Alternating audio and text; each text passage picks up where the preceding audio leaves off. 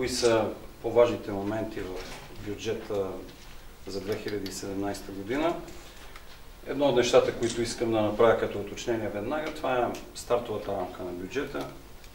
34 милиона и 820, близо 35 милиона е най-високата стартова рамка в условията на преход. Другите неща, които смятам, че са важни, за да бъдат отбелязани в бюджета, това са част от приоритетите, които смятам, че ги има в бюджета. Това са усилията и на бюджета, и на европейските средства за подобряване на жизнената среда и живота на хората. Бюджет на развитието или на растежа, различно е така определението на подобен род неща, но все пак да кажа някои от най-важните. Според мен средства за култура са на 9%, което е рекордно, на 5-6 пъти по-високо, отколкото държавата, която отделя за култура в държавния си бюджет. Имам предвид нови проекти в културата, следващ етап на крепостта Калето, музея, експозиционната зала, продължаваме там в тази инфраструктура, 5 читалища в селата, нови, като внимание и като средства, Стубел, Долно Белотинци, Горно Церовене, Сумер и Долна Рикса, 5 църкви, храма ни Свети Дух, църквите в Винище, в Липен и тези, които трябва да бъдат довършени в Крапчене, Трифоново и Войници. Изобщо това е така една част от приоритетите на този бюджет. Средства за образование са нагоре също.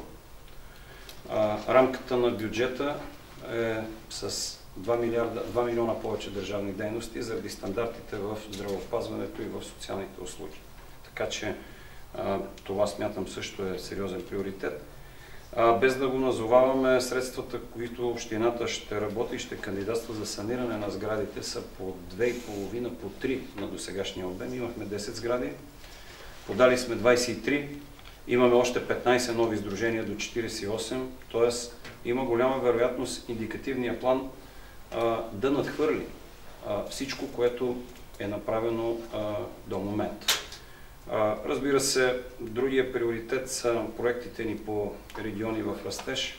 Предстои обновлението на 4 парка, на Централната градска градина, на Монтанезио, на Калето и на Огоста, както и алеята Хаджи Димитър от пазара до стадиона.